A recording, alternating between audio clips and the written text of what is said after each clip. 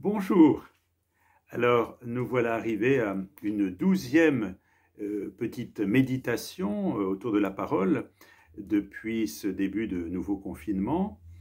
Et l'on peut penser que vers le 1er décembre, nous allons pouvoir reprendre une vie liturgique donc dans une douzaine de jours. Donc 2 fois 12. 12, c'est le chiffre des apôtres. 12, c'est le chiffre de l'Église. Et nous sommes dans ce temps de l'Église. Alors, qu'est-ce que la parole d'aujourd'hui dit à l'Église que nous sommes dans ce temps où nous sommes aujourd'hui, dans ce temps bien particulier? Je vais vous lire une partie de l'Évangile d'aujourd'hui, c'est au chapitre 19. Je vais aller du verset 1 au verset 23. Je vous laisserai lire si vous voulez ensuite par vous-même, du 24 au 28. Je commence la lecture de l'Évangile, donc Luc 19, 11 à 23.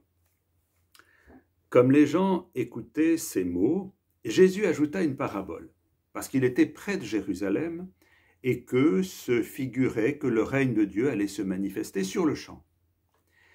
Il dit donc, un homme de haute naissance se rendit dans un pays lointain pour se faire investir de la royauté et revenir ensuite. Il appela 10 de ses serviteurs, leur distribua 10 mines et leur dit « Faites des affaires jusqu'à mon retour ». Mais ses concitoyens le haïssaient et ils envoyèrent derrière lui une délégation pour dire « Nous ne voulons pas qu'il règne sur nous ». Or, quand il revint, après s'être fait investir de la royauté, il fit appeler devant lui ses serviteurs à qui il avait distribué l'argent, pour savoir quelles affaires chacun avait faites. Le premier se présenta et dit « Seigneur, ta mine a rapporté 10 mines. » Il lui dit « C'est bien, bon serviteur, puisque tu as été fidèle dans une toute petite affaire, reçois autorité sur 10 villes. » Le second vint et dit « Ta mine, Seigneur, a produit 5 mines. » Il dit de même à celui-là « Toi, sois à la tête de 5 villes. » Un autre vint et dit « Seigneur, voici ta mine, je l'avais mis de côté dans un linge, car j'avais peur de toi, parce que tu es un homme sévère. Tu retires ce que tu n'as pas déposé, tu moissonnes ce que tu n'as pas semé. » Il lui dit « D'après tes propres paroles, je vais te juger, mauvais serviteur. Tu savais que je suis un homme sévère, que je retire ce que je n'ai pas déposé, que je moissonne ce que je n'ai pas semé.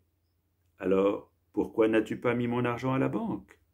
À mon retour, je l'aurais repris avec un intérêt. » Voilà. Alors ce roi ce notable qui part pour devenir roi, ça représente bien le Christ qui, par sa mort et sa résurrection, est investi vraiment comme le roi qui inaugure ce royaume de l'amour.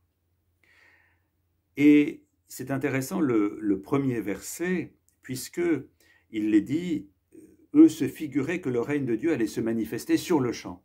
C'est-à-dire que c'est vraiment la grande illusion qui est chez les disciples, c'est que immédiatement, voilà, le Christ va instaurer un royaume, il ne va pas devoir passer par sa passion, et le royaume va s'installer tout de suite. Et ça va aussi être la tentation, après la résurrection de la première Église, de penser que le royaume, c'est pour tout de suite. Or, cet évangile nous appelle à prendre en compte le temps. Nous sommes dans le temps. Et peut-être nous sommes impatients de voir que les choses arrivent telles que nous les aimerions qu'elles se fassent. Or, le Seigneur nous dit, attention, il y a un temps pour vous, Église, c'est-à-dire le corps du Christ que nous sommes, pour être présents dans le monde, présents humblement, fraternellement, avec la parole. Et c'est pour ça que c'est important ces temps que nous prenons autour de la parole. Cette parole, voilà, c'est ça, ces mines. Les mines, c'était des sommes d'argent assez modestes qui sont remises à chacun. Vous voyez, c'est frappant. C'est pas comme dans la parabole des talents que nous avons entendue dimanche, où il y avait certains qui avaient beaucoup, d'autres moins à faire fructifier. Ici, là, c'est 10. Donc ça veut dire, c'est la totalité. Chacun d'entre nous, nous recevons la même somme, c'est-à-dire le même cadeau du Seigneur à faire fructifier. Et ce cadeau, eh bien le voilà. C'est la parole. la parole que nous avons à recevoir chaque jour, comme la manne au désert, et que nous avons à faire fructifier en l'écoutant et en la déployant dans notre vie, sur le plan personnel et sur le plan communautaire. Moi, je suis heureux en ce moment, au sein de mes paroisses, où je suis un pasteur très heureux, eh bien, d'avoir des temps avec des visioconférences, on fait comme on peut, où nous pouvons chaque semaine prendre le temps d'écouter la parole de Dieu, de voir ce qu'elle nous dit pour ce temps ordinaire et puis pour le temps de l'Avent qui vient. Écouter la parole comme ce trésor qui est donné à chacun et à tous ensemble pour devenir comme des ferments au cœur du monde. Alors je voudrais, autour de la parole, aller un peu sur un autre chapitre de Luc que vous allez reconnaître tout de suite. C'est au chapitre 8, au verset 15. C'est cette parabole sur la semence, vous savez, qui est jetée sur toutes les terres, des terres plus ou moins arides, plus ou moins caillouteuses. Et au verset 15, le Christ dit dans cette parabole, « Ce qui est dans la bonne terre, ce sont ceux qui entendent la parole dans un cœur loyal et bon, qui la retiennent et portent du fruit à force de persévérance. » Porter du fruit à force de persévérance.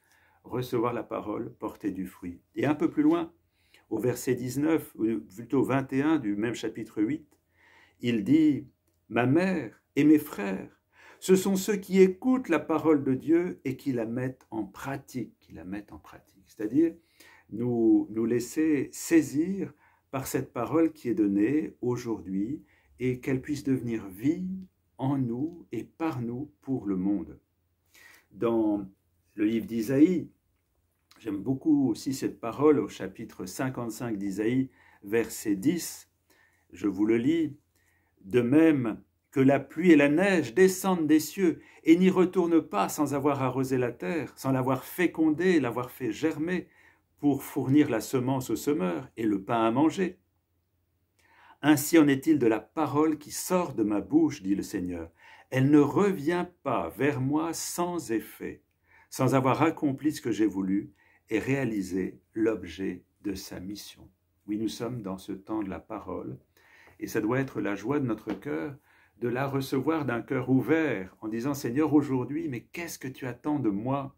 Qu'est-ce que tu attends de moi dans ces moments peut-être désertiques pour beaucoup ? » Eh bien, le Seigneur vient et il veille sur nous pour que notre vie puisse devenir lumineuse de sa parole, éclairée au quotidien comme une boussole dans la nuit qui nous permet de nous élancer pour un projet à vivre ensemble, non pas de manière frileuse, mais de manière joyeuse au cœur d'un monde qui souvent désespère. J'entendais ce matin à la radio le nombre de personnes actuellement, beaucoup en augmentation, qui sont déprimées à cause de la situation, qui rentrent dans des moments très difficiles, anxieux. Eh bien, nous avons à être présents à ce monde et à nous élancer. Et justement, sur cet élancement que produit la parole, je vous propose encore une autre petit texte. C'est dans l'Épître aux Philippiens, au chapitre 3, verset 12, jusqu'au 4.1. Je prends quelques versets. C'est saint Paul qui parle, et c'est très très beau. « Non que je sois devenu parfait, il ne faut pas attendre d'être parfait pour essayer de vivre la parole de Dieu et ce qu'elle met en nous, et la mettre en œuvre. Mais je m'élance pour tâcher de le saisir, lui le Christ, parce que j'ai été moi-même saisi par lui. Oubliant le chemin parcouru et tout tendu en avant, je m'élance vers le but. Au point où nous sommes arrivés, marchons, mes frères, dans la même direction. Tenons ferme de cette même façon dans le Seigneur, mes bien-aimés. » Voilà, nous élancer d'un cœur allégé de ce qui pourrait nous peser pour devenir témoins de cette parole qui nous est donnée, dont nous devons faire le sucre de notre vie.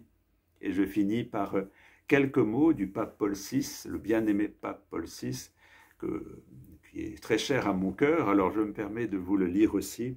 Paul VI, dans l'encyclique sur l'évangélisation, Evangelii Nuntiandi, en 75, qui dit ceci, « Il faut que le monde de notre temps reçoive la bonne nouvelle d'évangélisateurs, non pas tristes, découragés ou impatients, mais de témoins de l'Évangile, dont la vie rayonne de ferveur, qui ont les premiers reçu en eux la joie du Christ.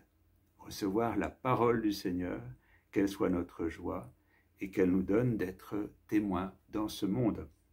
Eh bien, bonne journée avec la parole, bonne méditation et si vous le voulez, à demain.